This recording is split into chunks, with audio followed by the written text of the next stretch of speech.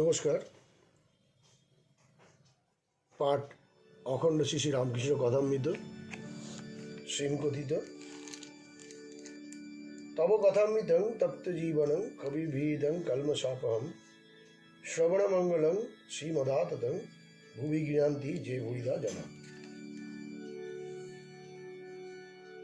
ঠাকুর শ্রী রামকৃষ্ণের সিঁথির ব্রাহ্ম সমাজে ও বড়বাজারে মারোয়ারি ভক্ত মন্দিরে গমন, সিঁথির ব্রাহ্ম সমাজে বিজয়কৃষ্ণ প্রভৃতি ব্রাহ্মভক্তদিগর উপদেশ ও তাহাদের সহিত আনন্দ, হরিকথা প্রসঙ্গে ব্রাহ্ম সমাজে নিরাকারবাদ, ব্রাহ্মভক্ত সঙ্গে ব্রাহ্ম সমাজ ও ঈশ্বরের ঐশ্বর্য বর্ণনা, ব্রাহ্ম সমাজ কেশব ও নির্লিপ্ত সংসার ত্যাগ, আম্মোক্তারি দাও, গৃহস্থের কর্তব্য কতদিন, অহংকার ও সদরওয়ালা, শ্রীরামকৃষ্ণ সংকীর্তনানন্দে বিজয়ের প্রতি উপদেশ, মা কালী ব্রহ্ম পূর্ণজ্ঞানের পর হবেন, ঠাকুর শ্রীরামকৃষ্ণ বড়বাজারে মারোয়ারি ভক্ত মন্দিরে অবতার কি এখন নাই, বড়বাজারে অন্নকূট মহোৎসবের মধ্যে ঠাকুর ময়ূর মুকুটধারী পূজা। পৃষ্ঠা 656। ঠাকুর শ্রী রামকৃষ্ণের সিঁথি ব্রাহ্ম সমাজে ও বড়বাজারে মারোয়ারি ভক্ত মন্দিরে গমন। প্রথম পরিচ্ছদ। সিঁথি ব্রাহ্ম সমাজ পুনর্বার দর্শন ও বিজয়কৃষ্ণ প্রভৃতি ব্রাহ্ম ভক্তদিগকে উপদেশ ও তাহাদের সহিত আনন্দ। শ্রীরামকৃষ্ণ সমাধি মন্দিরে আবার ব্রাহ্মভক্তেরা সিঁথির ব্রহ্ম সমাজে মিলিত হইলেন কালী পুজোর পরদিন, কার্তিক মাসে শুক্লা প্রতিপদ তিথি 19 অক্টোবর 1884, চৌঠা কার্তিক রবিবার। এবার শরতের মহোৎসব শ্রীযুক্ত বেণীমাধব পালের মনোহর উদ্যানবাটিতে আবার ব্রাহ্ম সমাজের অধিবেশন হইল। প্রাতঃকালে উপাসনাদি হইয়া গিয়াছে। শ্রী শ্রী পরমহংসদেব বেলা 4টার সময় আসিয়া পৌঁছিলেন। তার গাড়ি বাগানের মধ্যে দাঁড়াইল। অমনি দলে দলে ভক্ত মণ্ডলাকারে তাহাকে ঘেরিতে লাগিলেন। প্রথম প্রকোষ্ঠ মধ্যে সমাজের বেদী রচনা হইয়াছে, সম্মুখে দালান। সেই দালানে ঠাকুর উপবেশন করিলেন। অমনি ভক্তগণ চারিধারে তাহাকে বেষ্টন করিয়া বসিলেন। বিজয়, তৈলক্য ও অন্যান্য অনেকগুলি ব্রাহ্মভক্ত উপস্থিত। তন্মধ্যে ব্রাহ্ম সমাজভুক্ত একজন সদরওয়ালা সাবজজ আছেন। সমাজগৃহ মহোৎসব উপলক্ষে বিচিত্র শোভা ধারণ করিয়াছে। কোথাও নানা বর্ণের পতাকা, মধ্যে মধ্যে হারমোনি পরি বা বাতায়ন পরে নয়নরঞ্জন, সুন্দর পাদপ বিভ্রমকারী বৃক্ষপল্লব, সম্মুখে পূর্বচরিত সেই সরোবর, স্বচ্ছ শরীর মধ্যে শরতের সুনীল নবমণ্ডল প্রভাসিত হইতেছে। উদ্যানস্থিত রাঙা রাঙা পথগুলি দুই পার্শ্বে সেই পূর্বপরিচিত ফল পুষ্পের বৃক্ষশ্রেণী। আজ ঠাকুরের শ্রীমুখ নিশ্চিত সেই বেদধ্বনি ভক্তের আবার শুনিতে পাইবেন, যে ধ্বনি আর্য ঋষিদের মুখ হইতে বেদকারে এককালে বহির্গত হইয়াছিল, যে ধ্বনি আর একবার নররূপধারী পরম সন্ন্যাসী ব্রহ্মগত প্রাণ জীবের দুঃখে কাতর ভক্তবৎসল ভক্তবতার হরিপ্রেম বিহব্বল ঈশার মুখে তাহার দ্বাদশ শিষ্য নেই নিরক্ষর মৎস্যজীবীগণ শুনিয়াছিলেন, যে ধ্বনি পূর্ণক্ষেত্রে কুরুক্ষেত্রে ভগবান শ্রীকৃষ্ণের মুখ হইতে শ্রীমদ্ ভগবদ্গীতাকারে এককালে বহির্গত হইয়াছিল। সারথি বেশধারী মানবাকার সচ্চিদানন্দ গুরু প্রমুখ মেঘগম্ভীর ধ্বনি মধ্যে বিনয়নম্র ব্যাকুল গুড়াকেশ কন্তেয় এই কথামৃত পান করিয়াছিলেন, যথা কবিং পুরাণ মনু শাসিতা রমণ রণিয়াং সমনুস্মারেদ য সর্বস্ব ধাতারমচিন্ত রূপম আদিত্যবর্ণং তমস পরস্তাৎ প্রয়াণকালে মনসাচলেন ভক্তা যুক্ত যোগ বলেন চৈব ভূমধ্যে প্রাণমাবেশ্য সমক সতং পরং পুরুষ মুক্তি দিব্যম যদক্ষরং বেদাবিদ বদন্তি বিশন্তি যতয় বিতরাগ যদিচ্ছেন ব্রহ্মচর্য চরন্তি তং তে পদং সংগ্রহহীন প্রমুখে। ঠাকুর শ্রীরামকৃষ্ণ আসন গ্রহণ করিয়া সমাজে সুন্দর রচিত বেদীর প্রতি দৃষ্টিপাত করিয়াই অমনি নতশির হইয়া প্রণাম করিলেন। বেদী হইতে শ্রী ভগবানের কথা হয়, তাই তিনি দেখিতেছেন যে বেদীক্ষেত্র পূর্ণক্ষেত্র। দেখিতেছেন এখানে অচ্যুতের কথা হয়, তাই স্বর্গতীর্থে সমাগম হইয়াছে। আদালত গিয়েও দেখিলে যেমন মোকদ্দমার কথা মনে পড়ে ও জজ মনে পড়ে, সেইরূপে এই হরিকথার স্থান দেখিয়া তার ভগবানের উদ্দীপন হইয়াছে। শ্রীযুক্ত তৈলক্য গান গাইতেছেন। শ্রীরামকৃষ্ণ বললেন, হ্যাঁ গো, ওই গানটি তোমার বেশ, দেমা পাগল করে, ওই গানটি গাও না। তিনি গাইলেন, আমায় দেমা পাগল করে ব্রহ্মময়ী। গান শুনিতে শুনিতে শ্রীরামকৃষ্ণের ভাবান্তর হইল, একেবারে সমাধিস্থ। উপেক্ষা মহত্তত্ত্ব ত্যাগী চতুর্বিংশ তত্ত্ব, সর্বতত্ত্বতীত তত্ত্ব দেখি আপনি আপনি। কর্মেন্দ্রিয়, জ্ঞানেন্দ্রিয়, মন, বুদ্ধি, অহংকার সমস্তই যেন পুছিয়া গিয়াছে। দেহ মাত্র চিত্তপুত্তলিকার ন্যায় বিদ্যমান। একদিন ভগবান পাণ্ডবনাথের এইরূপ অবস্থা দেখিয়া যুধিষ্ঠির প্রমুখ শ্রীকৃষ্ণ গতান্তরাত্মা পাণ্ডবগণ কাঁদিয়াছিলেন। তখন আর্যকুল গৌরব ভীষ্মদেব সরসজ্জায় সহিত থাকিয়া অন্তিমকালে ভগবানের ধ্যান নিরত ছিলেন। তখন কুরুক্ষেত্রের যুদ্ধ সবে সমাপ্ত হইয়াছে। সহজেই কাঁদিবার দিন। শ্রীকৃষ্ণের এই সমাধিপ্রাপ্ত অবস্থা বুঝিতে না পারিয়া পাণ্ডবেরা কাঁদিয়াছিলেন, ভাবিয়াছিলেন তিনি বুঝি দেহত্যাগ করিলেন। দ্বিতীয় পরিচ্ছদ, হরিকথা প্রসঙ্গে ব্রাহ্ম সমাজে নিরাকারবাদ। কিয়ৎক্ষণ বিলম্বে ঠাকুর শ্রী রামকৃষ্ণ কিঞ্চিৎ প্রকৃতিস্থ হইয়া অবস্থায় ব্রাহ্মভক্তদের উপদেশ দিতেছেন। এই ঈশ্বরীয় ভাব খুব ঘনীভূত, যেন বক্তা মাতাল হইয়া কি বলে দিয়েছেন। ভাব ক্রমে ক্রমে কমিয়া আসিতেছে, অবশেষে পূর্বের ঠিক সহজ অবস্থা। আমি সিদ্ধি খাব, গীতা ও অষ্টসিদ্ধি, ঈশ্বর লাভ কি? শ্রী রামকৃষ্ণ ভাবস্থ অবস্থা বলছেন, মা কারণানন্দ চাই না, সিদ্ধি খাবো। সিদ্ধি কিনা বস্তু লাভ, অষ্টসিদ্ধি সিদ্ধি নয়। সে অনিমা লঘিমাদি সিদ্ধির কথা কৃষ্ণ অর্জুনকে বলেছিলেন। ভাই দেখো যদি অষ্টসিদ্ধির একটিও সিদ্ধি কারো আছে, তাহলে যেন যে সে ব্যক্তি আমাকে পাবে না। কেননা সিদ্ধি থাকলে অহংকার থাকবে, আর অহংকারের লেশ থাকলে ভগবানকে পাওয়া যায় না। আর এক আছে প্রবর্তক, সাধক, সিদ্ধ, সিদ্ধের সিদ্ধ। যে ব্যক্তি সবে ঈশ্বরের আরাধনায় পবিত্র হয়েছে, সে প্রবর্তকের থাক। প্রবর্তক ফোঁটা কাটে, তিলকমালা পরে, বাইরে খুব আচার করে। সাধক আরও এগিয়ে গেছে, তার লোক দেখানো ভাব কমে যায়। সাধক ঈশ্বরকে পাবার জন্য ব্যাকুল হয়, আন্তরিক তাকে ডাকে, তার নাম করে, তাকে সরল অন্তঃকরণে প্রার্থনা করে। সিদ্ধকে, যার নিশ্চয়ান্তিকা বুদ্ধি হয়েছে যে ঈশ্বর আছেন আর তিনি সব করছেন, যিনি ঈশ্বরকে দর্শন করেছেন। সিদ্ধের সিদ্ধকে, যিনি তার সঙ্গে আলাপ করেছেন, শুধু দর্শন নয়, কেউ পিতৃভাবে, কেউ বাৎসল্যভাবে, কেউ সখ্যভাবে, কেউ মধুরভাবে তার সঙ্গে আলাপ করেছেন।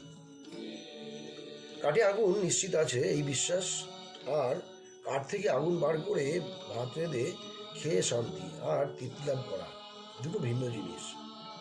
ঈশ্বরীয় অবস্থায় ইতি করা যায় না, তারে বাড়া আছে। বিষয় ঈশ্বর, ব্যাকুলতা ও ঈশ্বর লাভ, দৃঢ় হও। ভাবস্থ বলছেন, এরা ব্রহ্মজ্ঞানী নিরাকারবাদী, তা বেশ। ব্রাহ্মভক্তদের প্রতি একটাতে দৃঢ় হয় সাকারে নয় নিরাকারে, তবে ঈশ্বর লাভ হয়, নচেত হয় না। দৃঢ় হলে সাকারবাদীও ঈশ্বর লাভ করবে, নিরাকারবাদীও করবে।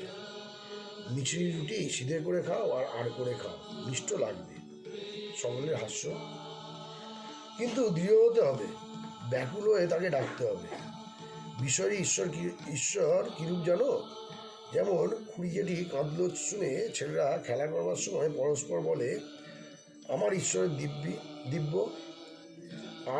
আর যেমন কোনো ফিটবাবু পান চিবুতে হাতে স্টিক ধরে বাগানে বেড়াতে বেড়াতে তার একটি কুল তুলে বন্ধুকে বলে, ঈশ্বর কি বিউটিফুল ফুল করেছেন।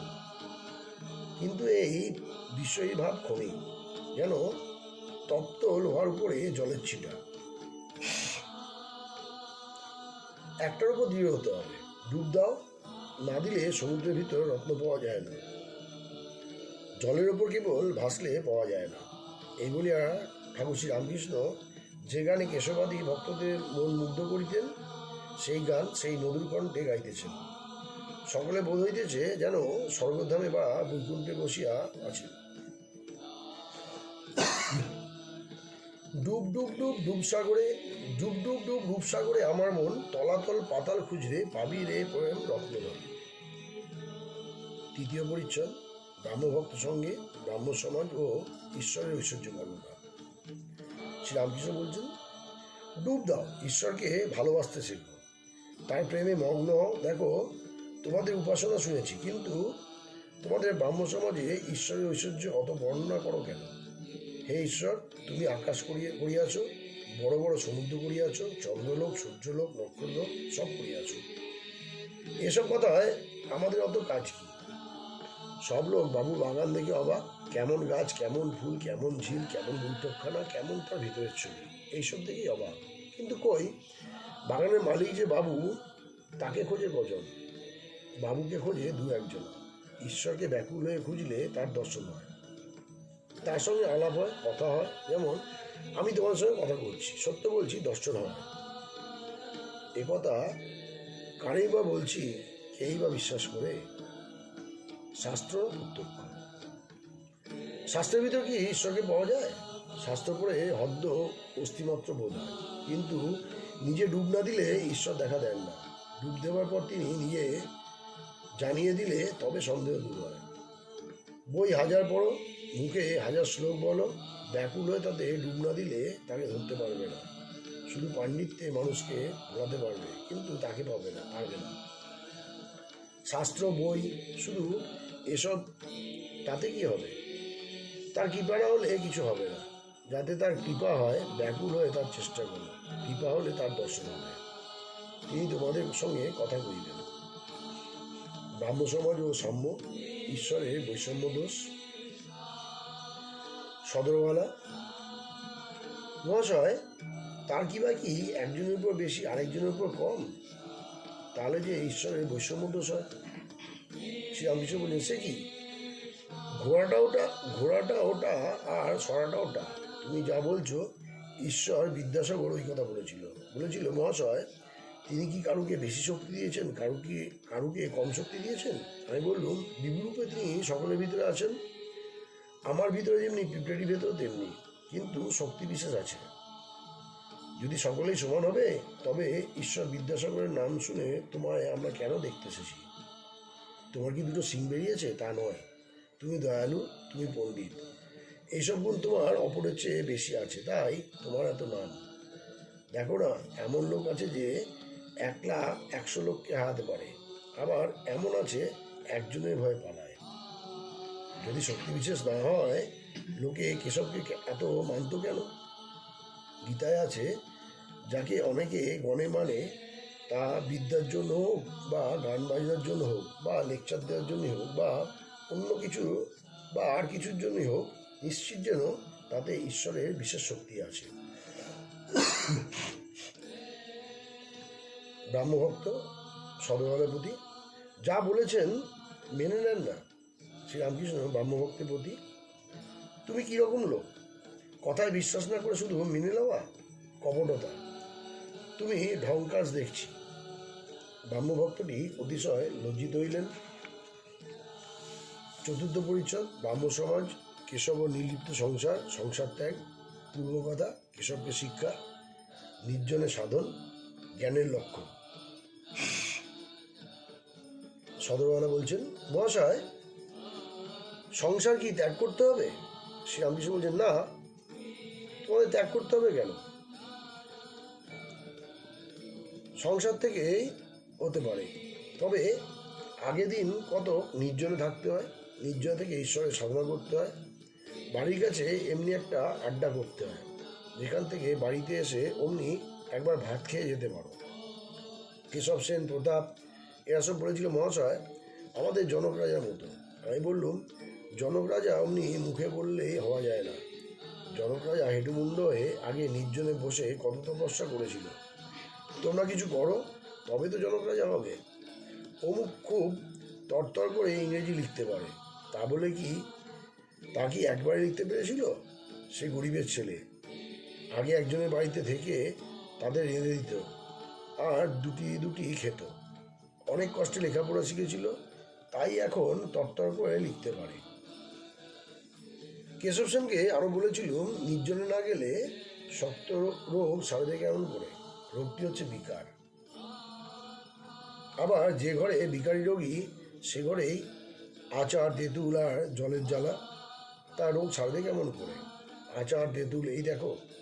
বলতে বলতে আমার মুখে জল এসেছে। সকলের হাস্য। সম্মুখে থাকলে কি হয়, সকলেই তো জানো।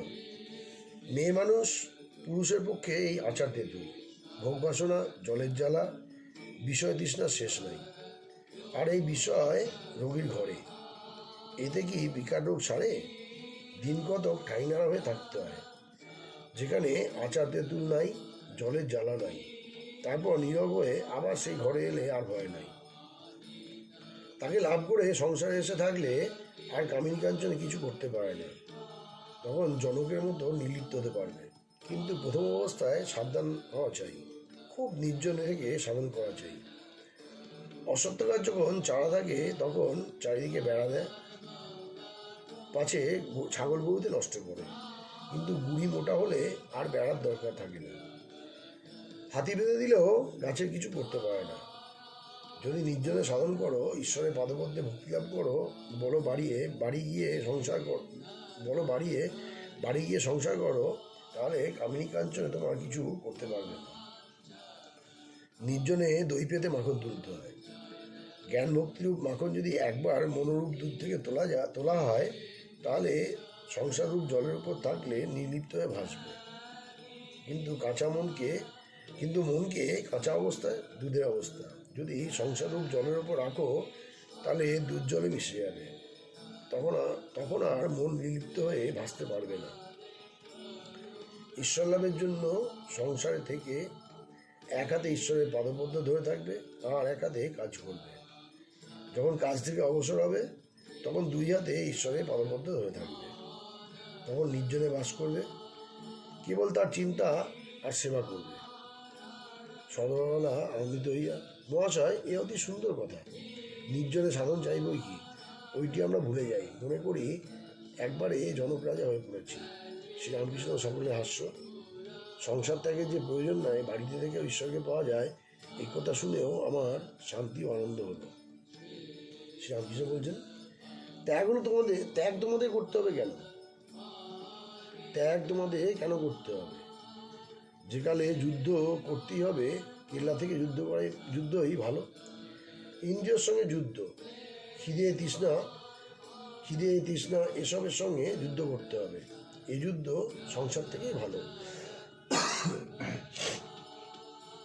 আবার কলিতে অন্নগত প্রাণ হয়তো খেতেই পেলে না, তখন ঈশ্বর সব ঘুরে যাবে।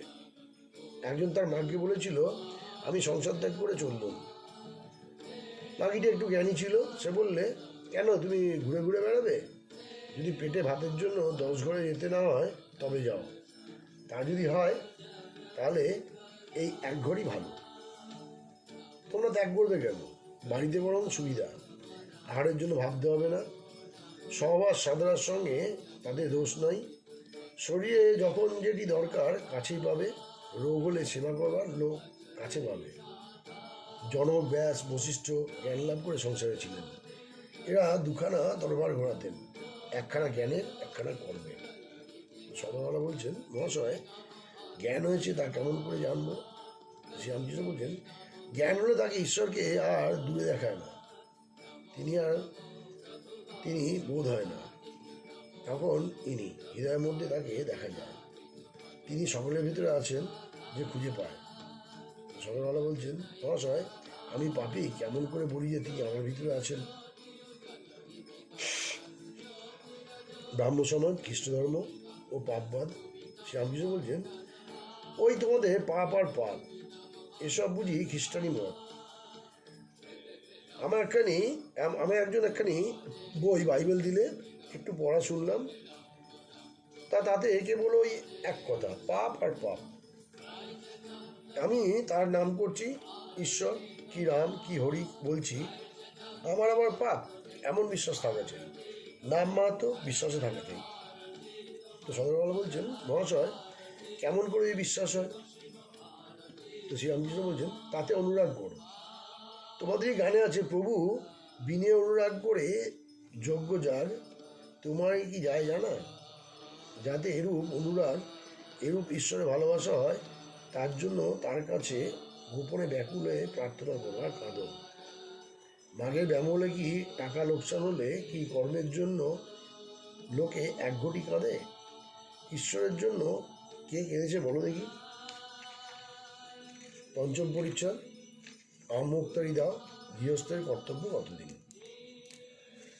তৈলক্য বলছেন, মহাশয় এদের সময়কেই ইংরেজের কর্ম করতে হয়। শ্রীরামকৃষ্ণ সদরওয়ালাপতি বলছেন, আচ্ছা তাকে আমুক্তারি দাও। ভালো লোকের ওপর যদি কেউ ভার দেয়, সে লোক কি তার মন্দ করে? তার উপর আন্তরিক সব ভার দিয়ে তুমি নিশ্চিত হয়ে বসে থাকো। তিনি যা কাজ করতে দিয়েছেন তাই করো। বিড়াল ছানার পটোয়ারি বুদ্ধি নাই, মা মা করে। মা যদি হেসেলে রাখে সেখানে পড়ে থাকে, কেবল মিউ করে। মা যখন গৃহস্থের বিছানায় রাখে, তখনও সেই ভাব মা মা করে। সদরওয়ালা বলছেন, আমরা গৃহস্থ, কতদিন এসব কর্তব্য করতে হবে? শ্রীরামকৃষ্ণ বলছেন, তোমাদের কর্তব্য আছে বই কি, ছেলেদের মানুষ করা, স্ত্রীকে ভরণ পোষণ করতে। তোমার অবর্তমানে স্ত্রী ভরণ পোষণে জোগাড় করে রাখতে হবে। তা যদি না করো তুমি নির্দয়। সুখদেবাদি দয়া করেছিলেন, দয়া যার নাই সে মানুষই নয়। তো সদরওয়ালা বলছেন, সন্তান প্রতিপালন কতদিন? শ্রীরামকৃষ্ণ বলছেন, সাবালক হওয়া পর্যন্ত। বাকি বড় হলে যখন সে আপনার ভার নিতে পারে, তখন তাকে ধাড়ি ঠোকরায়, কাছে আসতে দেয় না। সকলের হাস্য। রামেশ্বর থেকে রামেশ্বর শিবলিঙ্গ, এই তিন দেব দেবীকে সদরওয়ালা বলছেন, স্ত্রীর প্রতি কি কর্তব্য? শ্রীরামকৃষ্ণ বলছেন, তুমি বেঁচে থাকতে থাকতে ধর্মোপদেশ দেবে, ভরণ পোষণ করবে। যদি সতী হয়, তোমার অবর্তমানে তার খাবার জোগাড় করে রাখতে হবে। তবে জ্ঞানোন্মাদ হলে আর কর্তব্য থাকে না। তখন কালকের জন্য তুমি না ভাবলে ঈশ্বর ভাবেন। জ্ঞানোন্মাদ হলে তোমার পরিবারদের জন্য তুমি ভাববে। যখন জমিদার নাবালক ছেলেকে মরে যায়, তখন ওছি সেই নাবালকের ভার লয়। এসব আইনের ব্যাপার, তুমি তো সব জানো। তো সদরওয়ালা বলছে, আগে হ্যাঁ। তো বিজয় গোস্বামী বলছেন, আহা আহা কি কথা! যিনি অনন্যমন হয়ে তার চিন্তা করেন, যিনি তার প্রেমে পাগল, তার ভার ভগবান নিজে বহন করেন। নাবালকের অমনি অছি এসে জোটে। আহা, কবে সেই অবস্থা হবে? যাদের হয় তারা কি ভাগ্যবান। তৈলক্য বলছেন, মহাশয় সংসারে কি যথার্থ জ্ঞান হয়, ঈশ্বর লাভ হয়? শ্রীরামকৃষ্ণ হাসিতে বলছেন, কেন গো, তুমি তো সাড়ে মাতে আছো। সকলের হাস্য। ঈশ্বরে মন রেখে সংসারে আছো, কেন সংসার হবে না? অবশ্য হবে। সংসারে জ্ঞানীর লক্ষণ, ঈশ্বর লাভের লক্ষণ, জীবনমুক্ত। তৈলক্য বলছেন, সংসারে জ্ঞান লাভ হয়েছে, তার লক্ষণ কি? শ্রীরামকৃষ্ণ বলছেন, হরিনাম ধারা আর পুলক। হরিনামে ধারা আর পুলক। তার মধুর নাম শুনে শরীর রোমাঞ্চ হবে আর চক্ষু দিয়ে ধারা বেয়ে পড়বে। যতক্ষণ বিষয়াসক্তি থাকে, কামিনী কাঞ্চনে ভালোবাসা থাকে, ততক্ষণ দেহ বুদ্ধি যায় না। বিষয়াসক্তি যত কমে, ততই আত্মজ্ঞানের দিকে চলে যেতে পারা যায়, আর দেহ বুদ্ধি কমে। বিষয়াসক্তি একবারে চলে গেলে আত্মজ্ঞান হয়, তখন আত্মা আলাদা আর দেহ আলাদা বোধ হয়। নারকেলের জল না শুকোলে দা দিয়ে কেটে শ্বাস আলাদা মালা আলাদা করা কঠিন হয়। জল যদি শুকিয়ে যায়, তাহলে নড় করে শ্বাস আলাদা হয়ে যায়। একে বলে খড় নারকেল। ঈশ্বরলা বলে লক্ষণ এই যে, সে ব্যক্তি খড় নারকেলের মতো হয়ে যায়, দেহাত্মবুদ্ধি চলে যায়, দেহের সুখ দুঃখে তার সুখ দুঃখ বোধ হয় না। সে ব্যক্তি দেহের সুখ চায় না, জীবনমুক্ত হয়ে বেড়ায়। কালীর ভক্ত, জীবনমুক্ত, নিত্যানন্দময়। যখন দেখবে ঈশ্বরের নাম করতে করতেই অশ্রু আর পুলক হয়, তখন জানবে কামিনী কাঞ্চনে আসক্তি চলে গেছে, ঈশ্বর লাভ হয়েছে। দেশলাই যদি শুকনো হয়, একটা ঘষলেই দপ করে চলে ওঠে, আর যদি ভিজে হয় 50টা ঘষলেও কিছু হয় না, কেবল কাঠিগুলো ফেলা যায়। বিষয় রসে রসে থাকলে, কামিনী কাঞ্চন রসে মন ভিজে থাকলে ঈশ্বরের উদ্দীপন হয় না। হাজার চেষ্টা করো, কেবল পণ্ডশ্রম। বিষয় রস শুকুলে তৎক্ষণাৎ উদ্দীপন হয়। উপায় ব্যাকুলতা। তিনি যে আপনার মা। তৈলক্য বলছেন, বিষয় রস শুকোবার উপায়, এখন উপায় কি? শ্রীরামকৃষ্ণ বলছেন, মার কাছে আকুল হয়ে ডাকো, তার দর্শন হলে বিষয় রস শুকিয়ে যাবে, কামিনী কাঞ্চনে আসক্তি সব দূরে চলে যাবে। আপনার মা বোধ থাকলে এক্ষণি হয়। তিনি তো ধর্মমা নন, আপনার মা। ব্যাকুল হয়ে মার কাছে আবদার করো। ছেলে ঘুড়ি কিনবার জন্য মার আঁচল ধরে পয়সা চায়, মা হয়তো আর মায়েদের সঙ্গে গল্প করছে। প্রথমে মা কোনো মতে দিতে চায় না, বলে না, তিনি বারণ করে গেছেন, এখন এলে বলে দেবো, এখনই ঘুড়ি নিয়ে একটা কাণ্ড করবি। যখন ছেলে কাঁদতে শুরু করে, কোনো মতে ছাড়ে না, মা অন্য মেয়েদের বলে, রোজ মা, এই ছেলেটাকে একবার শান্ত করে আসি। এই কথা বলে চাবিটা নিয়ে করাত করাত করে বাক্স খুলে একটা পয়সা দেয়। তোমরাও মার কাছে আবদার করো, তিনি অবশ্য দেখা দেবেন। আমি শিখদের ওই কথা বলেছিলাম। তারা দক্ষিণেশ্বর কালীবাড়িতে এসেছিল, মা কালীর মন্দির সম্মুখে বসে কথা হয়েছিল। তারা বলছিল ঈশ্বর দয়াময়। জিজ্ঞাসা করলুম, কিসের দয়াময়? তারা বললে, কেন মহারাজ?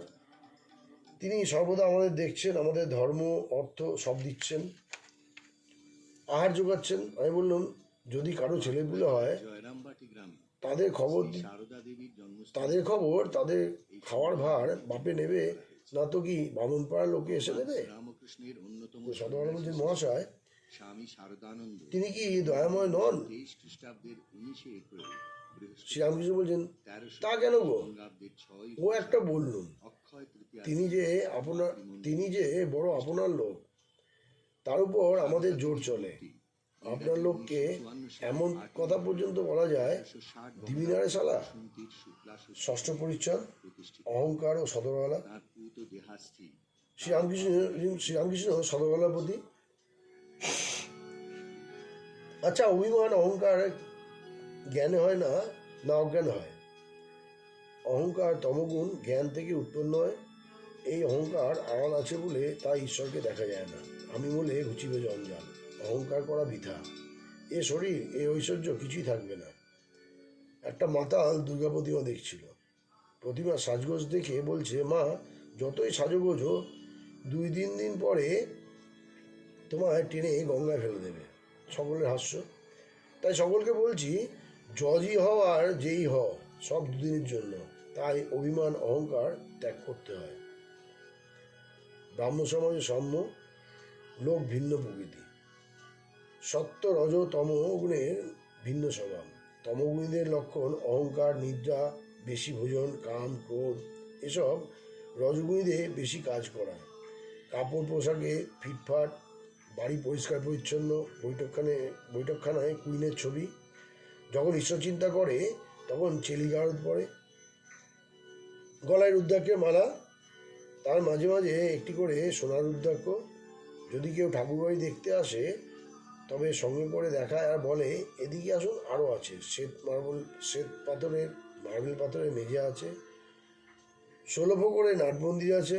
আবার দান করে লোককে দেখিয়ে। সত্যগুণী লোক অতি শিষ্ট, শান্ত। কাপড় জাতা, রোজগার পেট চলা পর্যন্ত। কখনো লোকে তোষামত করে ধন লয় না। বাড়িতে মেরামত নাই, ছেলেদের পোশাকের জন্য ভাবে না, মান সম্মানের জন্য ব্যস্ত হয় না। ঈশ্বর চিন্তা, দান দেন সমস্ত গোপনে। লোকে টের পায় না, মশারির ভিতর ধ্যান করে। লোকে ভাবে বাবু রাতে ঘুম হয় নাই বলে তাই বেলা পর্যন্ত ঘুমোচ্ছেন।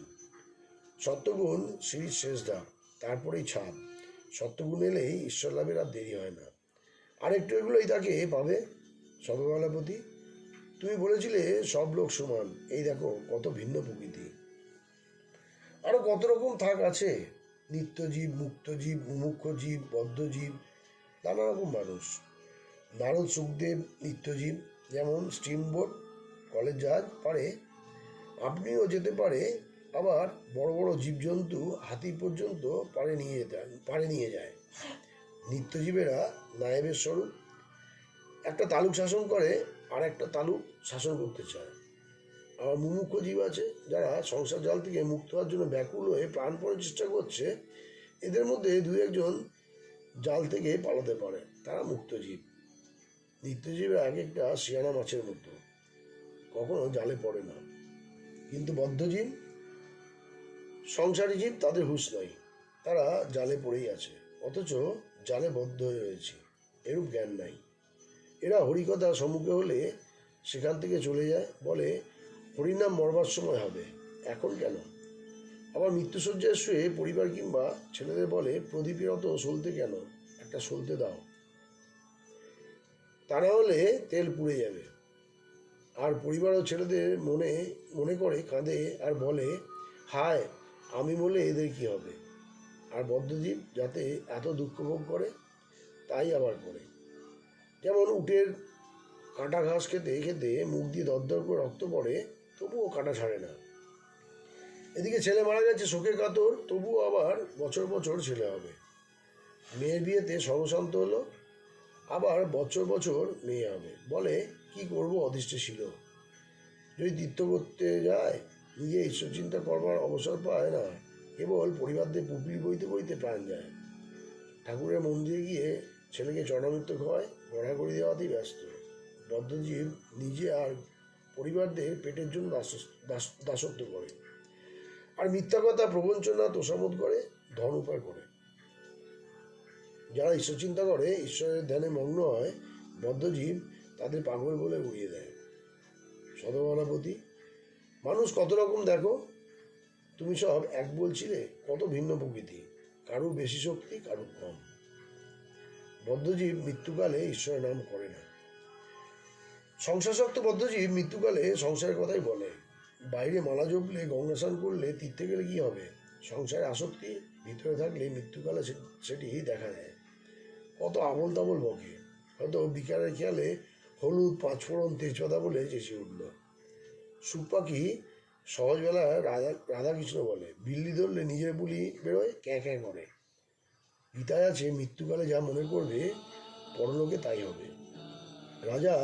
ভরত রাজা হরিণ হরিণ বলে দেহত্যাগ করেছিল, তাই হরিণ জন্ম হলো। ঈশ্বর চিন্তা করে দেহত্যাগ করলে ঈশ্বর লাভ হয়, আর এই সংসারে আসতে হয় না। ব্রাহ্মভক্ত বলছেন, মহাশয় অন্য সময় ঈশ্বর চিন্তা করছে, কিন্তু মৃত্যুর সময় করে নাই বলে কি আবার এই সুখ দুঃখে সংসারে আসতে হবে? কেন, আগে তো ঈশ্বর চিন্তা করেছিল। শ্রীরামকৃষ্ণ বলছেন, জীব ঈশ্বর চিন্তা করে কিন্তু ঈশ্বরে বিশ্বাস নাই, আবার ভুলে যায়, সংসারে আসক্ত হয়। যেমন এই হাতিকে স্নান করিয়ে দিলে আবার ধুলো কাদা মাখে, মনোমত্তকারী। তবে হাতিকে নাইয়ে যদি আস্থা বলে স্নান করিয়ে দিতে পারো, তাহলে আর ধুলো কাদা মাখতে পারে না। যদি জীব মৃত্যুকালে ঈশ্বর চিন্তা করে, তাহলে শুদ্ধ মন হয়, সে মন কামিনী কাঞ্চনে আর আসক্ত হবার অবসর পায় না। ঈশ্বরে বিশ্বাস নাই, তাই এত কর্মভোগ। লোকে বলে যে গঙ্গা স্নানের সময় তোমার পাপগুলো তোমার ছেড়ে গঙ্গার তীরে গাছের উপর বসে থাকে। যাই তুমি গঙ্গা স্নান করে তীরে উঠছো, অমনি পাপগুলো তোমার ঘাড়ে আবার চেপে বসে। সকলের হাস্য। দেহত্যাগের সময় যাতে ঈশ্বর চিন্তা হয়, তাই তার আগে থাকতে উপায় করতে হয়। উপায় অভ্যাসযোগ। ঈশ্বর চিন্তা অভ্যাস করলে শেষের দিনেও তাকে মনে পড়বে। ব্রাহ্মভক্ত বলছেন, বেশ কথা হলো, অতি সুন্দর। শ্রীরামকৃষ্ণ বলছেন, কি এলোমেলো বকলুম, তবে আমার ভাব কি জানো? আমি যন্ত্র, তিনি যন্ত্রী। আমি ঘর, তিনি ঘরণী। আমি গাড়ি, তিনি ইঞ্জিনিয়ার। আমি রথ, তিনি রথী। যেমন চালান তেমনি চলি, যেমন করান তেমনি করি। সপ্তম পরিচ্ছদ, শ্রীরামকৃষ্ণ সংকীর্তনানন্দে। তৈলক্য আবার গান গাইতেছেন, সঙ্গে খোল করতাল বাজিতেছে। শ্রীরামকৃষ্ণ প্রেমে উন্মত্ত হইয়া নৃত্য করিতেছেন। নৃত্য করিতে করিতে কতবার সমাধিস্থ হইতেছেন। সমাধিস্থ অবস্থায় দাঁড়াইয়া আছেন, স্পন্দহীন দেহ, স্ত্রীর নেত্র, সহাস্য বদন। কোনো প্রিয় ভক্তের স্কন্ধসে হাত দিয়া আছেন, আবার ভাবান্তে মত্ত মাতঙ্গের ন্যায় নৃত্য। বাহ্যদশা প্রাপ্ত হইয়া গানের আখর দিতেছেন। নাচ মা ভক্তবৃন্দ বেড়ে বেড়ে, আপনি নেচে নাচাও গো মা। আবার বলি, হরিপদে একবার নাচ মা, নাচ গো ব্রহ্মময়ী সেই ভুবনময়ী রূপে। সে অপূর্ব দৃশ্য, মাতৃগত প্রাণ, প্রেমে মাতোয়ারা সেই স্বর্গীয় বালকের অবস্থা। ব্রাহ্মভক্তরা তাহাকে বেষ্টন করিয়া নৃত্য করিতেছেন, যেন লোহাকে চুম্বকে ধরিয়াছে। সকলে উন্মত্ত হইয়া ব্রহ্মনাম করিতেছেন, আবার ব্রহ্মের সেই মধুর নাম মা নাম করিতেছেন। অনেকে বালকের মতো মামা বলতে বলতে কাঁদিতেছেন। কীর্তনানন্দে সকলে আসন গ্রহণ করিলেন। এখনও সমাজে সান্ধ্যকালীন উপাসনা হয় নাই। হঠাৎ এই কীর্তনানন্দের সমস্ত নিয়ম কোথায় ভাসিয়া গিয়াছে। শ্রীযুক্ত বিজয় কৃষ্ণ গোস্বামী রাত্রে বেদিতে বসিবেন এইরূপ বন্দোবস্ত হইয়াছে। এখন রাত্রি প্রায় 8টা। সকলে আসন গ্রহণ করিয়াছেন। শ্রীরামকৃষ্ণ আসীন, সম্মুখে বিজয়ের শাশুড়ি ঠাকুরনী ও অন্যান্য মেয়ে ভক্তেরা তাহাকে দর্শন করিবেন ও তাহার সঙ্গে কথা কহিবেন বলিয়া সংবাদ পাঠাইলে তিনি একটি ঘরের ভিতরে গিয়া তাহাদের সঙ্গে দেখা করিলেন। কিয়ৎক্ষণ পরে ফিরিয়া আসিয়া বিজয়কে বলিতেছেন, দেখো তোমার শাশুড়ির ভক্তি, বলে সংসারের কথা আর বলবেন না, এক ঢেউ যাচ্ছে আরেক ঢেউ আসছে। আমি বললাম, ওগো তোমার আর তাতে কি, তোমার তো জ্ঞান হয়েছে। তোমার শাশুড়ি তাতে বললেন, আমার আবার কি জ্ঞান হয়েছে, এখনো বিদ্যামায়া আর অবিদ্যামায়া পার হই নাই।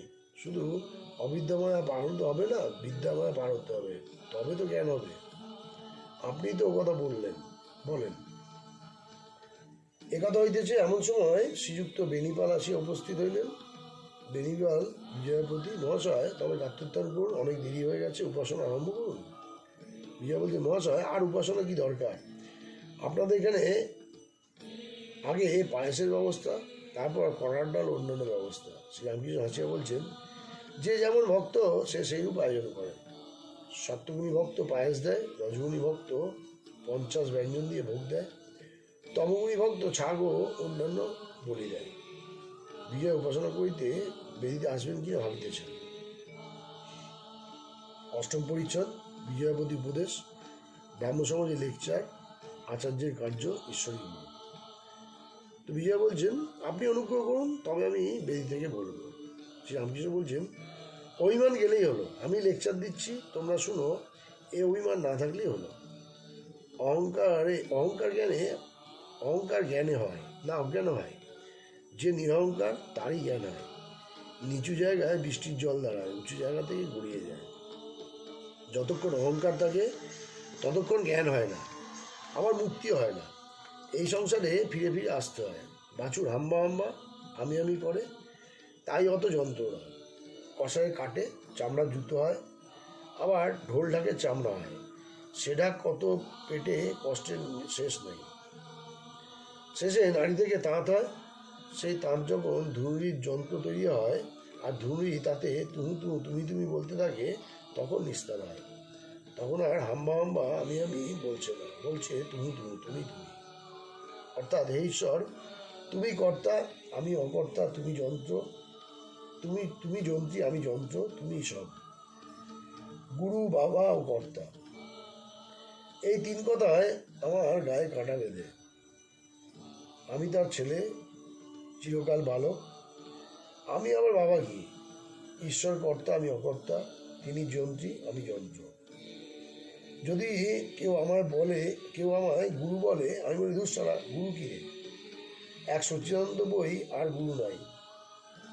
তিনি বিনা কোনো উপায় নাই, তিনি একমাত্র ভবসাগরের কাণ্ডারি। বিজয়ের প্রতি, আচার্যগিরি করা বড় কঠিন, ওতে নিজের হানি হয়। অমনি 10 জন মঞ্চে থেকে পায়ের ওপর পা দিয়ে বলে, আমি বলছি আর তোমরা শুনো। এই ভাবটা বড় খারাপ। তার ওই পর্যন্ত, ওই একটু মান, লোকে হদ্দ বলবে, আহা বিজয়ও বেশ বললেন, লোকটা খুব জ্ঞানী। আমি বলছি এই জ্ঞান করো না। আমি মাকে বলি, মা তুমি যন্ত্রী আমি যন্ত্র, যেমন করাও তেমনি করি, যেমন বলাও তেমনি করি। বিজয় বিনীতভাবে বলছেন, আপনি বলুন, তবে আমি গিয়ে বসবো। শ্রী রামকৃষ্ণ আস্তে আস্তে বলছেন, আমি কি বলবো, চাঁদ মামা সকলের মামা, তুমি তাকে বলো, যদি আন্তরিক হয় কোনো ভয় নেই। বিজয় আবার উন্নয়ন করাতে শ্রীরামকৃষ্ণ যাও, যেমন পদ্ধতি আছে তেমনি করবে, আন্তরিক তার উপর ভক্তি থাকলেই হলো। বিজয় বেদিতে আসীন হইয়া ব্রহ্মসমাজের পদ্ধতি অনুসারে উপাসনা করিতেছেন। বিজয় প্রার্থনার সময় মামা করিয়া ডাকিতেছেন, সকলেরই মন দ্রবীভূত হইল। উপাসনান্তে ভক্তদের সেবার জন্য ভোজনের আয়োজন হইতেছে। শতরঞ্চি গালিচা সমস্ত উঠাইয়া পাতা হইতে লাগিল। ভক্তরা সকলেই বসিলেন। ঠাকুর শ্রী রামকৃষ্ণ আসন হইল। তিনি বসিয়া শ্রীযুক্ত বেণীপাল প্রদত্ত উপাদেয় লুচি, কচুরি, পাঁপড়, নানাবিধ মিষ্টান্ন, দধি, ক্ষীর ইত্যাদি সমস্ত ভগবানকে নিবেদন করিয়া আনন্দে প্রসাদ লইলেন। নবম পরিচ্ছদ। মা কালী ব্রহ্ম পুণ্যজ্ঞানের পর অভেদ। আহারান্তে সকলে পান খাইতে খাইতে বাড়ি প্রত্যাগমনের উদ্যোগ করিতেছেন। যাইবার ঠিক পূর্বে শ্রীরামকৃষ্ণ বিজয়ের সহিত একান্তে বসিয়া কথা কইতেছেন। সেখানে মাস্টার আছেন। ব্রহ্মসমাজে ঈশ্বরের মাতৃভাব। শ্রীরামকৃষ্ণ বলছেন, তুমি তাকে মামা বলে প্রার্থনা করছিলে, খুব ভালো কথা। বলে মায়ের টান বাপের চেয়ে বেশি। মায়ের উপর জোর চলে, বাপের উপর চলে না। তৈলক্যের মায়ের জমিদারি থেকে গাড়ি বাড়ি ধন আসছিল, সঙ্গে কত লাল পাগড়িওয়ালা লাঠি হাতে দারোয়ান। তৈলক্য রাস্তায় লোকজন নিয়ে দাঁড়িয়েছিল, জোর করে সব ধন কেড়ে নিলে। মায়ের ধনের উপর খুব জোর চলে, বলে নাকি ছেলের তেমন নালিশ চলে না, ছেলের নামে তেমন নালিশ চলে না। তো বিজয় বলছেন, ব্রহ্ম যদি মা, তাহলে তিনি সাকার না নিরাকার? শ্রীরামকৃষ্ণ বলছেন, যিনি ব্রহ্ম তিনি কালী, মারাত্মা শক্তি।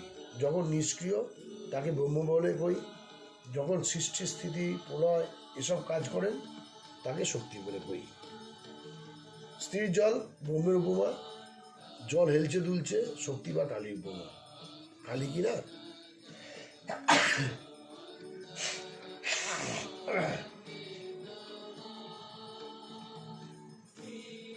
কালী কিনা যিনি মহাকালের ব্রহ্মের সহিত রমণ করেন।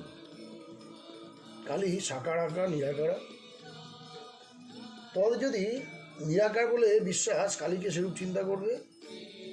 একটা দৃঢ় করে তার চিন্তা করলে তিনিই জানিয়ে দেবেন তিনি কেমন।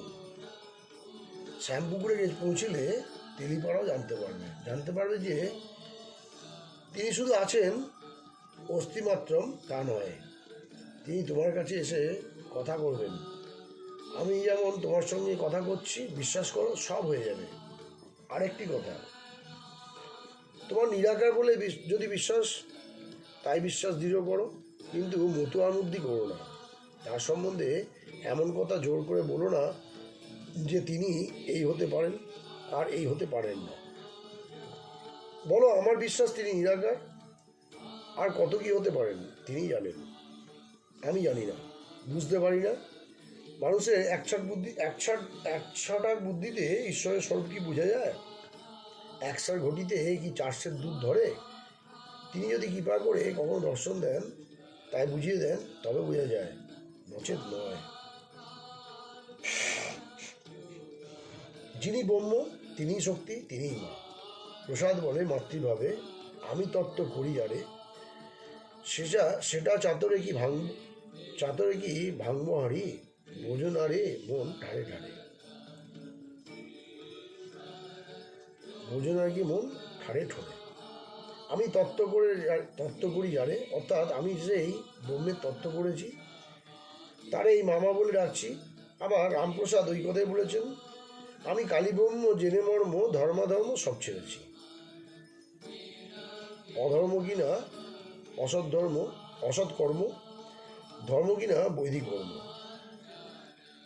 এত দান করতে হবে, এত ব্রাহ্মণ ভোজন করাতে হবে, এইসব ধর্ম। বিজয় বলছেন, ধর্মাধর্ম ত্যাগ করলে কি বাকি থাকে? শ্রীরামকৃষ্ণ বলছেন, শুদ্ধা ভক্তি। আমি মাকে বলছিলাম, মা এই লও তোমার ধর্ম, এই লও তোমার অধর্ম, আমার শুদ্ধা ভক্তি দাও। এই লও তোমার পুণ্য, এই লও তোমার পাপ। আমার শুদ্ধ ভক্তি দাও, এই লও তোমার জ্ঞান, এই লও তোমার অজ্ঞান, আমার শুদ্ধ ভক্তি দাও। দেখো, জ্ঞান পর্যন্ত আমি চাই নাই, আমি লোকমান্য চাই নাই, ধর্মধর্ম ছাড়লে শুদ্ধ ভক্তি, অমলা নিষ্কাম অহেতুকী ভক্তি বাকি থাকে। ব্রাহ্ম সমাজ ও বেদান্ত প্রতিপাদ্য ব্রহ্ম আদ্যাশক্তি। তো ব্রাহ্মভক্ত বলছেন তিনি আর তার শক্তি কি তফাৎ? শ্রীরামকৃষ্ণ বলছেন পূর্ণ জ্ঞানের পর অভেদ। যেমন মণির জ্যোতি আর মণি অভেদ, মণির জ্যোতি ভাবলেই মণি ভাবতে হয়। দুধ আর দুধের ধবলত্ব যেমন অভেদ, একটাকে ভাবলেই আরেকটাকে ভাবতে হয়। কিন্তু এই অভেদ জ্ঞান পূর্ণজ্ঞান না হলে হয় না। পূর্ণজ্ঞানে সমাধি হয়, চতুর্বিংশতি তত্ত্ব ছেড়ে চলে যায়, তাই অহংতত্ত্ব থাকে না। সমাধিতে কি বোধ হয় মুখে বলা যায় না, নেমে একটু আভাসের মতো বলা যায়। যখন সমাধি ভঙ্গের পর ওম ওম বলি, তখন আমি 100 হাত নেমে এসেছি। ব্রহ্ম বেদবিধির পার, মুখে বলা যায় না। সেখানে আমি তুমি নাই। যতক্ষণ আমি তুমি আছে, যতক্ষণ আমি প্রার্থনা কি ধ্যান করছি এই জ্ঞান আছে, ততক্ষণ তুমি ঈশ্বরের প্রার্থনা শুনছো এই জ্ঞান আছে। ঈশ্বরকে ব্যক্তি বলে বোধ আছে। তুমি প্রভু, আমি দাস, তুমি পূর্ণ, আমি অংশ, তুমি মা, আমি ছেলে, এ বোধ থাকবে। এই ভেদাবোধ, আমি একটি, তুমি একটি, এই ভেদাবোধ তিনিই করাচ্ছেন। তাই পুরুষ মেয়ে, আলো অন্ধকার এইসব বোধ হচ্ছে। যতক্ষণ এই ভেদাভেদ, ততক্ষণ শক্তি মানতে হবে। তিনি আমাদের ভিতরে আমি রেখে দিয়েছেন। হাজার বিচার করো, আমি আর যায় না, আর তিনি ব্যক্তি হয়ে দেখা দেন। তাই যতক্ষণ আমি আছে, ভেদ বুদ্ধি আছে, ততক্ষণ ব্রহ্ম নির্গুণ বলবার জো নেই। ততক্ষণ সগুণ ব্রহ্ম মানতে হবে। এই সগুণ ব্রহ্মকে বেদ পুরাণ তন্ত্রে কালী বা আদ্যাশক্তি বলে গেছে। বিজয় বলছেন এই আদ্যাশক্তি দর্শন আর ওই ব্রহ্মজ্ঞান কী উপায় হতে পারে? শ্রীরামকৃষ্ণ বলছেন ব্যাকুল হয়ে হৃদয় তাকে প্রার্থনা করো আর কাঁদো, এরূপে চিত্তশুদ্ধি হয়ে যাবে। নির্মল জলে সূর্যের প্রতিবিম্ব দেখতে পাবে। ভক্তের আমিরূপ আরশিতে সেই সগুণ ব্রহ্ম আদ্যাশক্তি দর্শন করবে। কিন্তু আরশি খুব পোছা চাই, ময়লা থাকলে ঠিক প্রতিবিম্ব পড়বে না। যতক্ষণ আমি জলে সূর্যকে দেখতে হয়, সূর্যকে দেখবার আর কোনো উপায় হয় না। আর যতক্ষণ প্রতিবিম্ব সূর্য বই সত্য সূর্যকে দেখবার উপায় নেই, ততক্ষণ প্রতিবিম্ব সূর্যই 16 আনা সত্য। যতক্ষণ আমি সত্য, ততক্ষণ প্রতিবিম্ব সূর্যও সত্য। 16 আনা সত্য, সেই প্রতিবিম্ব সূর্যই আদ্যাশক্তি। ব্রহ্মজ্ঞান চাও, সেই প্রতিবিম্বকে ধরে সত্য সূর্যের দিকে যাও। সেই সগুণ ব্রহ্ম যিনি প্রার্থনা শোনেন, তারই বলো, তিনি সেই ব্রহ্মজ্ঞান দিবেন। কেননা যিনি সগুণ ব্রহ্ম তিনি নির্গুণ ব্রহ্ম, যিনি শক্তি তিনি ব্রহ্ম। পূর্ণজ্ঞানের পর অভেদ বা ব্রহ্মজ্ঞান দেন, কিন্তু শুদ্ধ ভক্ত প্রায় ব্রহ্মজ্ঞান চায় না। আর এক পথ জ্ঞানযোগ, বড় কঠিন পথ। ব্রাহ্ম সমাজে তোমরা জ্ঞানী নও ভক্ত। যারা জ্ঞানী তাদের বিশ্বাস যে ব্রহ্ম সত্য, জগৎ মিথ্যা, স্বপ্নবাদ, আমি আর তুমি সব স্বপ্নবাদ। ব্রাহ্ম সমাজে বিদ্বেষভাব। তিনি অন্তর্যামী, তাকে সরল মনে শুদ্ধ মনে প্রার্থনা করো, তিনি সব বুঝিয়ে দেবেন।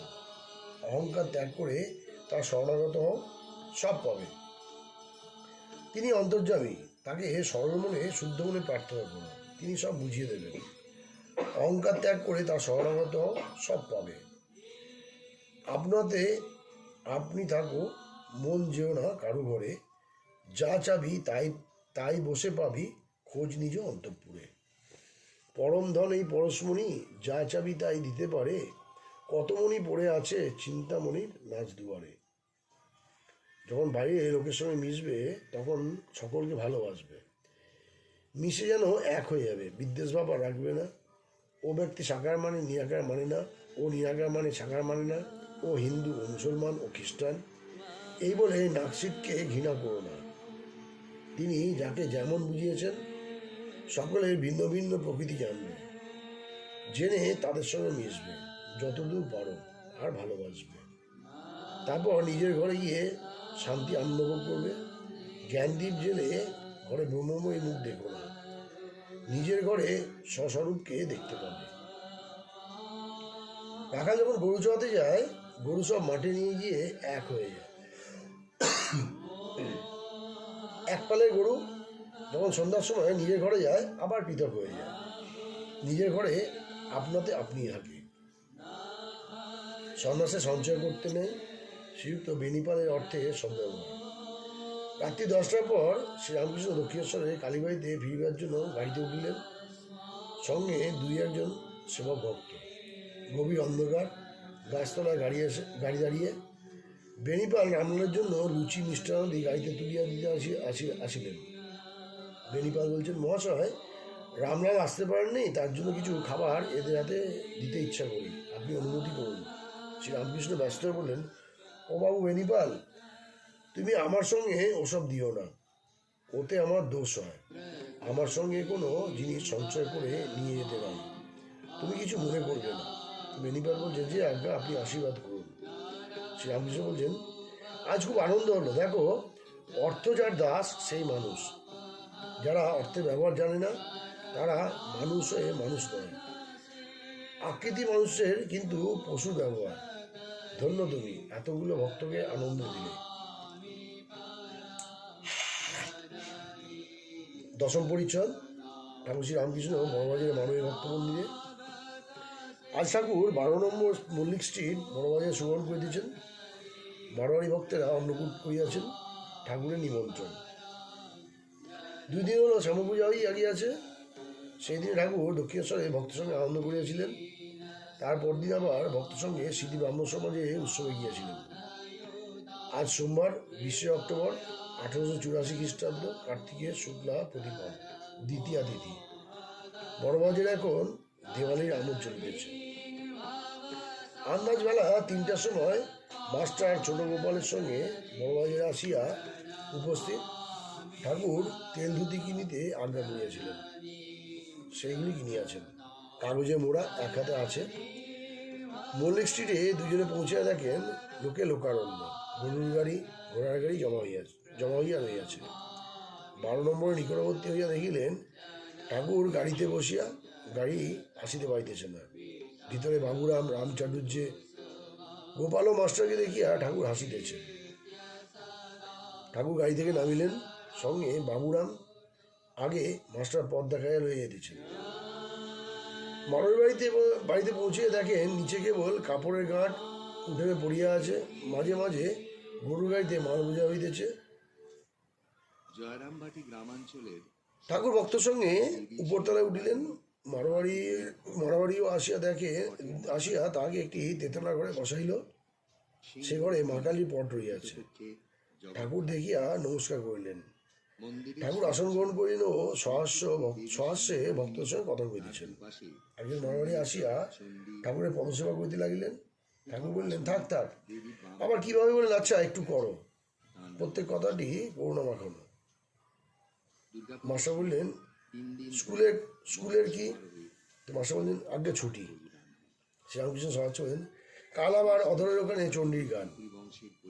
মারোয়ারি ভক্ত গৃহস্বামী পণ্ডিতজিকে ঠাকুরের কাছে পাঠাইয়া দিলেন। পণ্ডিতজি আসিয়া ঠাকুরের প্রণাম করিয়া আসন গ্রহণ করিলেন। পণ্ডিতজির সহিত অনেক ঈশ্বরীয় কথা হইতেছে।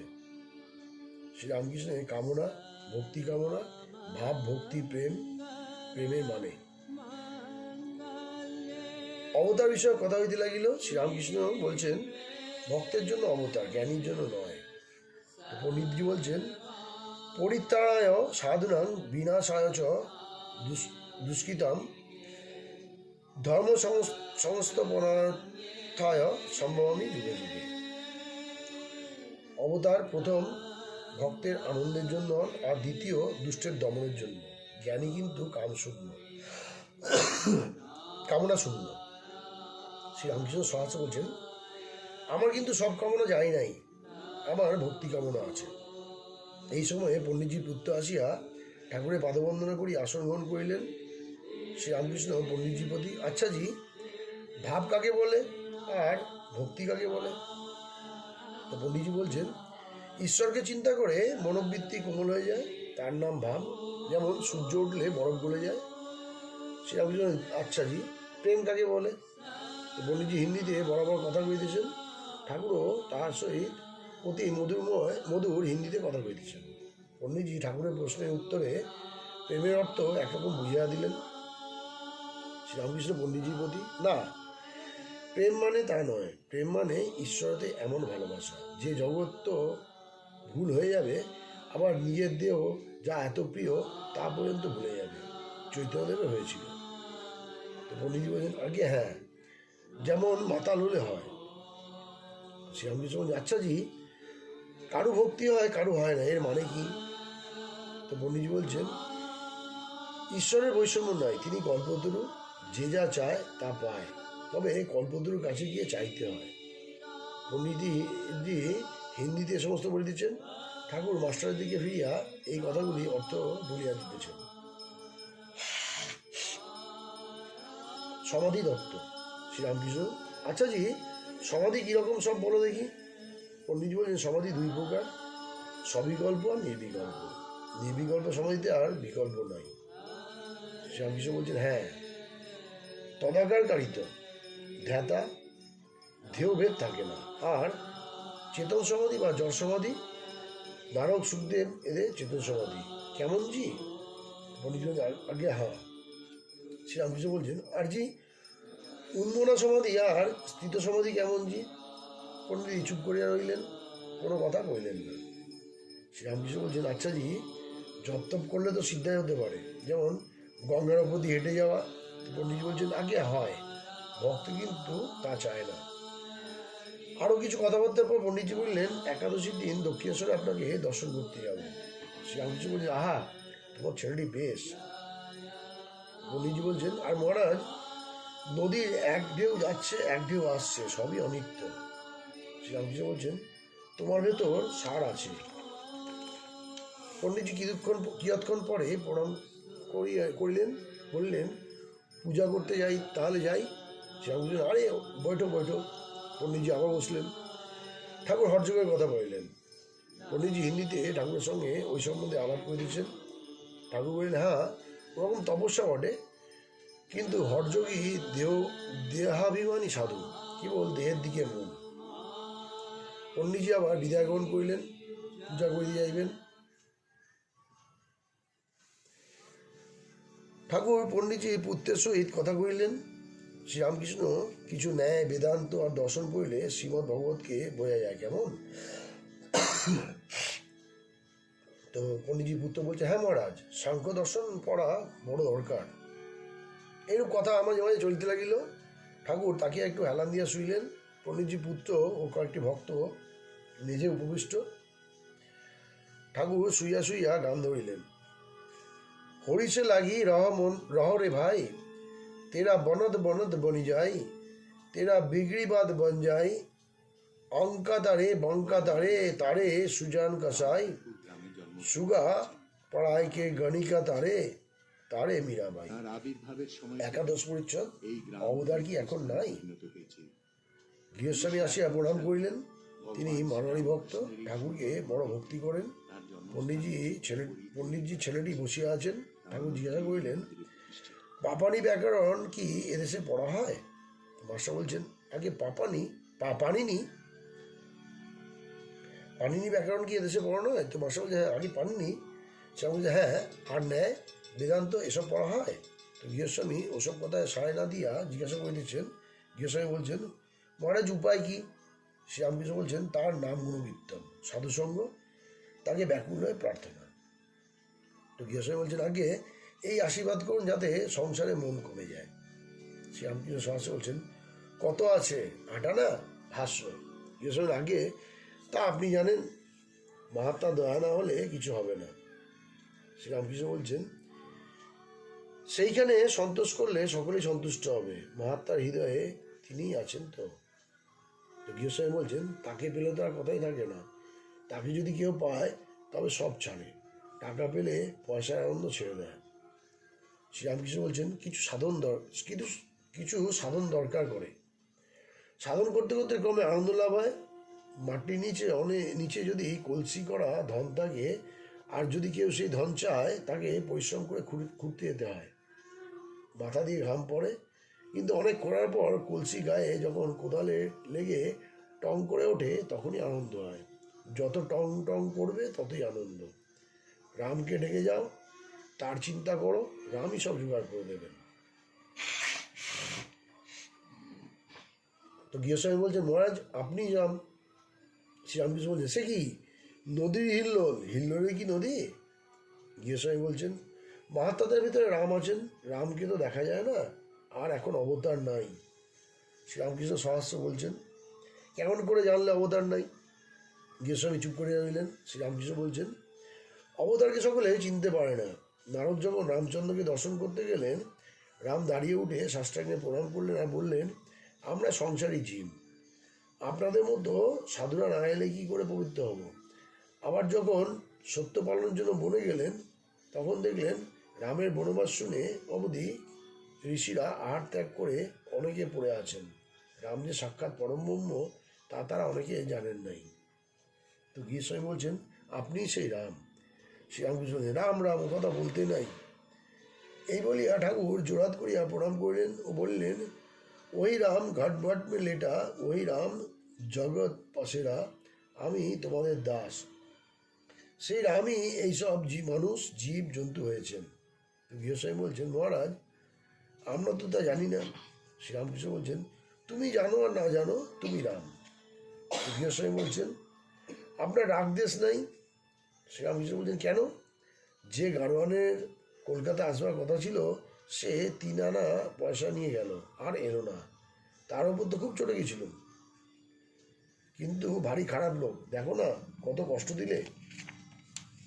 দ্বাদশ পরিচ্ছদ। বড়বাজারে অন্নকূট মহোৎসবের মধ্যে ঠাকুর ময়ূর মুকুটধারী পূজা। ঠাকুর শ্রীরামকৃষ্ণ কিয়ৎক্ষণ বিশ্রাম করিতেছেন। এদিকে মারোয়ারি ভক্তেরা বাইরে ছাদের উপর ভজন আরম্ভ করিয়াছেন। শ্রী শ্রী ময়ূর মুকুটধারী আজ মহোৎসব, ভোগের সমস্ত আয়োজন হইয়াছে। ঠাকুর দর্শন করিতে করিতে শ্রীরামকৃষ্ণকে আহ্বান করিয়া তারা লইয়া গেলেন। ময়ূর মুকুটধারীকে দর্শন করিয়া ঠাকুর প্রণাম করিলেন ও নির্মাল্য ধারণ করিলেন। বিগ্রহ দর্শন করিয়া ঠাকুর ভাবে মুগ্ধ, হাত জোর করিয়া বলিতেছেন, প্রাণ হে গোবিন্দ মম জীবন, জয় গোবিন্দ জয় গোবিন্দ। বসুদেব সচ্চিদানন্দ বিগ্রহ, হা কৃষ্ণ, হে কৃষ্ণ, জ্ঞান কৃষ্ণ, মন কৃষ্ণ, প্রাণ কৃষ্ণ, আত্মা কৃষ্ণ, দেহ কৃষ্ণ, জাত কৃষ্ণ, কুল কৃষ্ণ, প্রাণ হে গোবিন্দ মম জীবন। এই কথাগুলি বলিতে বলিতে ঠাকুর দাঁড়াইয়া সমাধিস্থ হইলেন। শ্রীযুক্ত রামচাটুর্যে ঠাকুরকে ধরিয়া রইলেন। অনেকক্ষণ পরে সমাধিভঙ্গ হইল। এদিকে মারোয়ারি ভক্তেরা সিংহাসনস্থ ময়ূর মুকুটধারী বিগ্রহকে বাহিরে লইয়া যাইতে আসিলেন। বাইরে ভোগ আয়োজন হইয়াছে। শ্রীরামকৃষ্ণের সমাধিভঙ্গ হইয়াছে। মহানন্দে মারোয়ারি ভক্তরা সিংহাসনস্থ বিগ্রহকে ঘরের ভিতরে লইয়া যাইতেছেন। ঠাকুরও সঙ্গে সঙ্গে যাইতেছেন। ভোগ হইল। ভোগের সময় মারোয়ারি ভক্তেরা কাপড়ের আড়াল করিলেন। ভোগান্তে আরতি ও গান হইতে লাগিল। শ্রীরামকৃষ্ণ বিগ্রহকে চামড় ভোজন করিতেছেন। এইবার ব্রাহ্মণ ভোজন হইতেছে। ওই ছাদের উপরেই ঠাকুরের সম্মুখে এই সকল কার্য নিষ্পন্ন হইতে লাগিল। ঠাকুর শ্রীরামকৃষ্ণকে মারোয়ারিরা খাইতে অনুরোধ করলেন। ঠাকুর বললেন, ভক্তরাও প্রসাদ পাইলেন। ঠাকুর বসিলেন, ভক্তরাও প্রসাদ পাইলেন।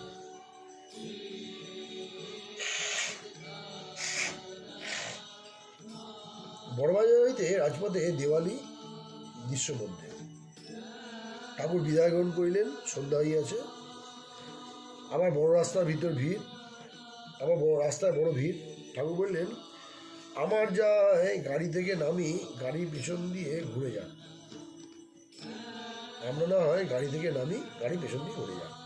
রাস্তা দিয়ে একটু যাইতে যাইতে ঠাকুর দেখিলেন পানওয়ালারা গর্তের না একটি ঘরের সামনে দোকান খুলিয়া বসিয়া আছে।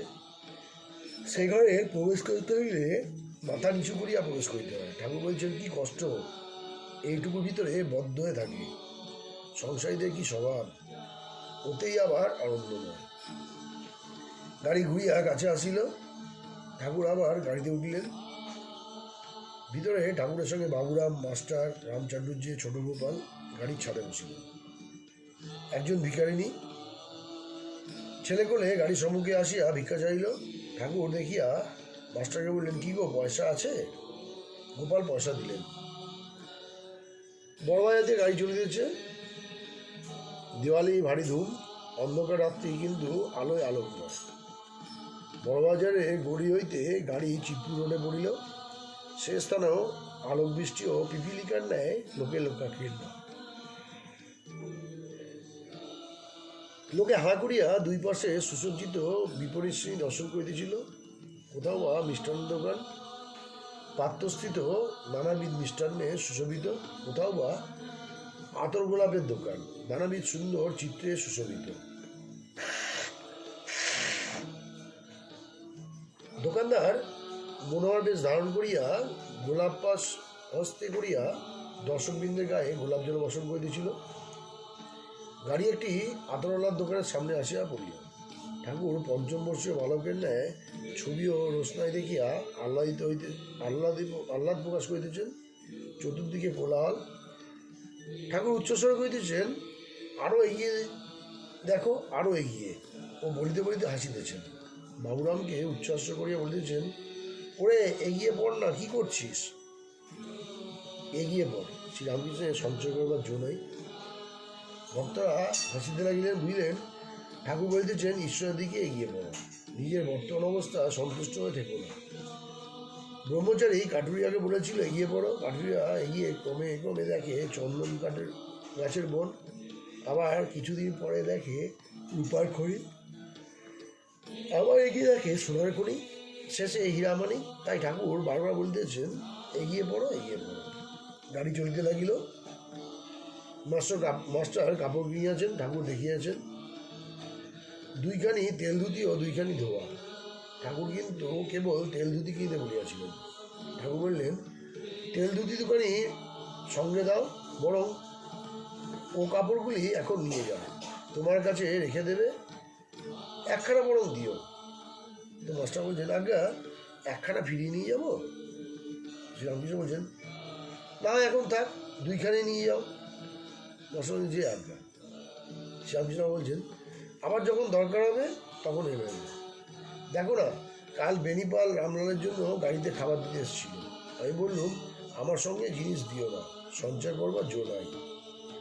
মাস্টার বলছেন, আজ্ঞা হ্যাঁ, তার আর কি, এ সাদা দুখানা এখন ফিরিয়ে নিয়ে যাবো।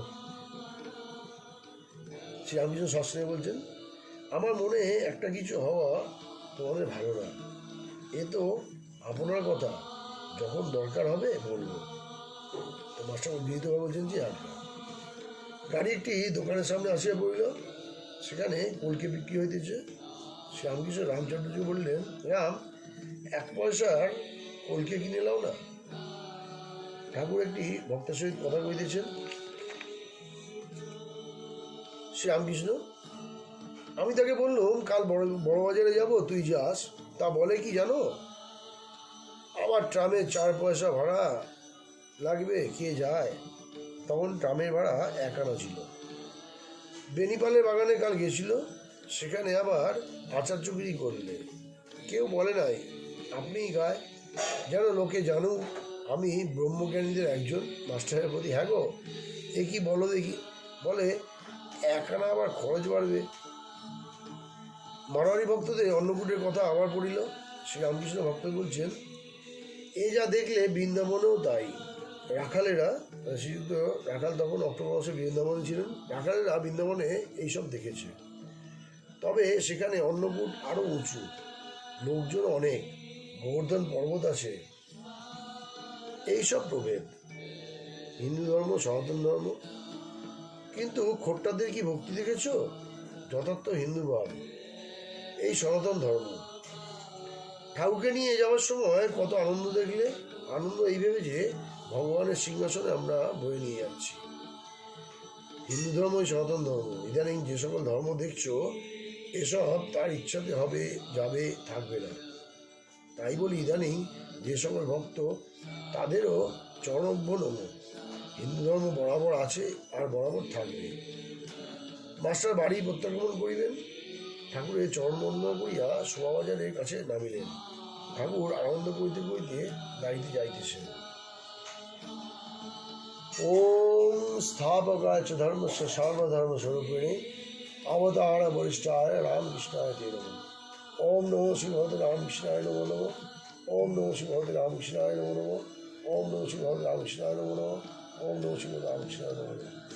जननी साधारण देवी रामकृष्ण जगद्गुरु पादपद्म सिद्ध प्रणमामि भूमि। ओम श्रवण मंगले शिवे सर्वत्र साधिके शरणत्रंबके गौरी नारायण नमस्ते। सृष्टि स्थिति विनाशनम शक्तिमते सनातनी गुणाश्रय गुणमयी नारायण नमस्ते। शरणागत व्याप्तभक्तारणे सर्वशक्ति हरि देवी नारायण नमस्ते।